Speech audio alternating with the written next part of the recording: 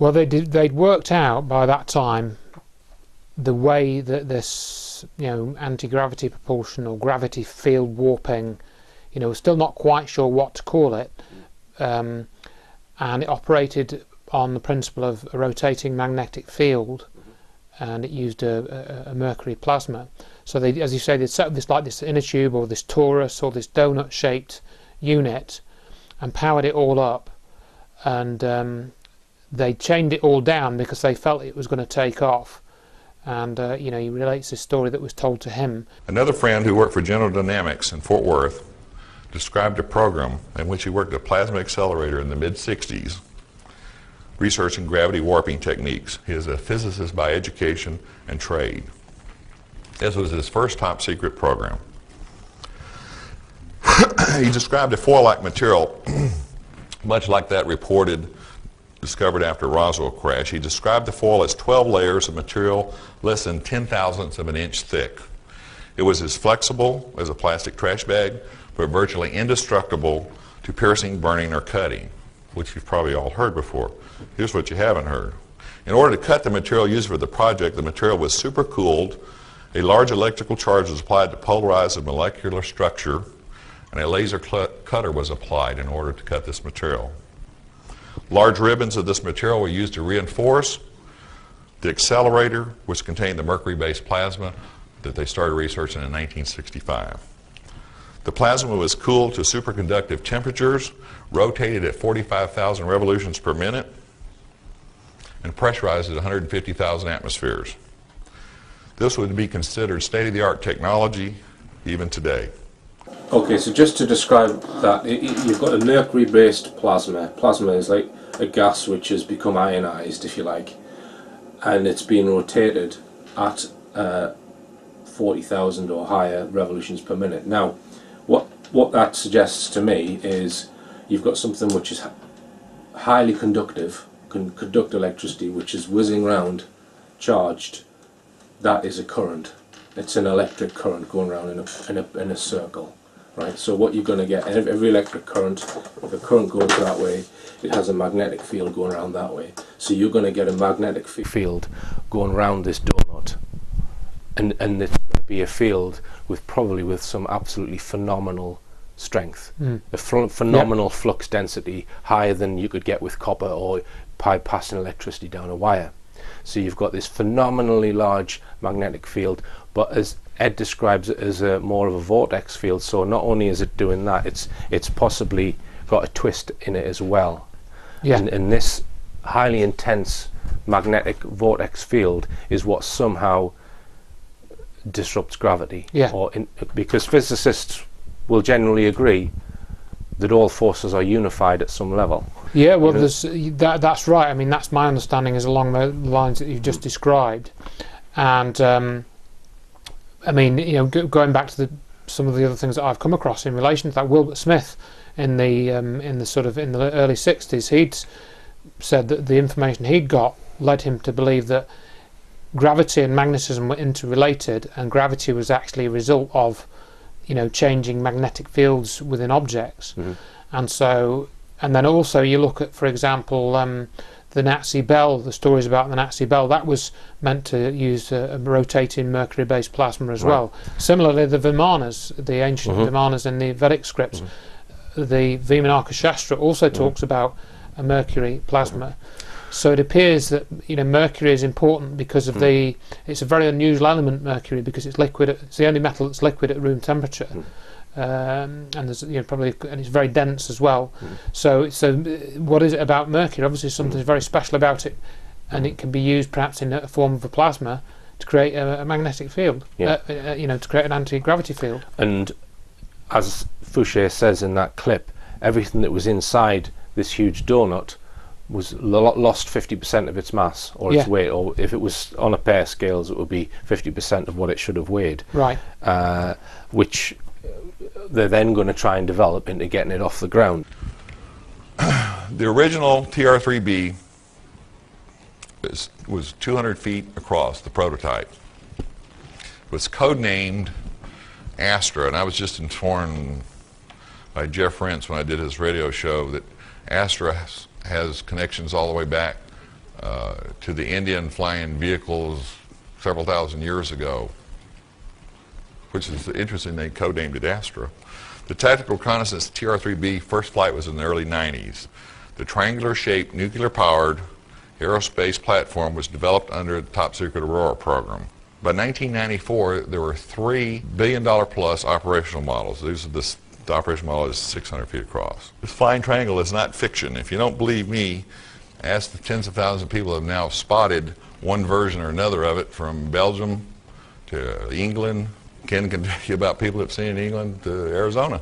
The TR3B vehicle's outer coating is reactive to electrical radar stimulation and can change reflectiveness, radar absorptiveness, and color. The polymer skin, when used in conjunction with electronics countermeasures and ECCM, can make the vehicle look like a small aircraft, flying cylinder, or even trick radar receivers into falsely detecting a variety of aircraft, an aircraft in another location, multiple aircraft, or no aircraft at all.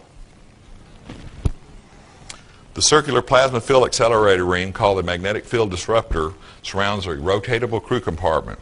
It's far ahead of anything you've ever imagined as far as technology. Sandia and Livermore Laboratories developed a reverse engineered MFD, and I believe the government will go at any lengths to protect this technology. But you're not going to be able to build one of these from what I tell you, nor am I. So the government will go to any lengths. Believe me, the plasma in this accelerator is mercury-based. It's pressurized at 250,000 atmospheres at a temperature of 150 degrees Kelvin, superconductivity, and accelerated to 60,000 revolutions per minute to create a superconductive plasma with a resulting gravity energy. The MFD generates a magnetic vortex field which disrupts and neutralizes the effects of gravity on mass within proximity by 89%. Do not misunderstand. This is not anti-gravity. Anti-gravity you can use as a propulsive force. The mass of the circular accelerator and all the mass within the accelerator, such as the crew compartment, avionics, MFD systems, fuels, environmental systems, and nuclear reactor, are reduced by 89%. This causes the effect of making the aircraft extremely light and able to outperform any aircraft yet constructed, except of course those we didn't build. TR3B is a high-altitude stealth reconnaissance platform with indefinite loiter time. Once you get it up there at speed, it doesn't take much propulsion to maintain altitude. With the vehicle's mass reduced by 89%, the vehicle can travel at Mach 9 vertically or horizontally. So for those that have had sightings of things making right, and they're not perfect right turns, obviously. Nothing can make a perfect right turn. It's against the laws of physics. But it sure looks like a right turn at a distance. For those that have seen it, that's how they do it. The TR3B uses 3 multi-mode thrusters mounted on each corner of the triangular platform. The multi-mode propulsion system can operate in the atmosphere with thrust provided by the nuclear reactor, and in the upper atmosphere with hydrogen propulsion, and in orbit with combined hydrogen and oxygen propulsion. The original picture of the TR3B was taken with a digital camera that was carried on a special operation C-130 out of Hurlburt Field. It was flying mission support for the TR3B.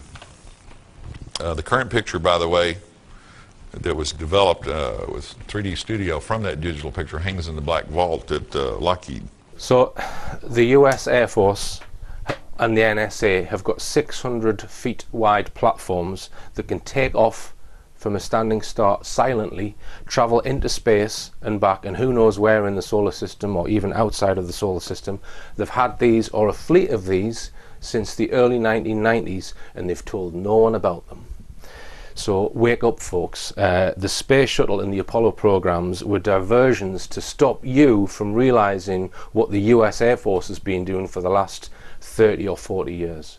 So you want to comment, Andrew? Yeah, I couldn't really put it better than that. I mean, I do think that all the Apollo program and the similar programs were a distraction, and they were to soak up, you know, the relevant amount of expertise and curiosity about space travel, and that all helps to keep the focus away from all the black programs such as the TR3B, and I think, as Ed will talk about, there are probably others which we don't really know about.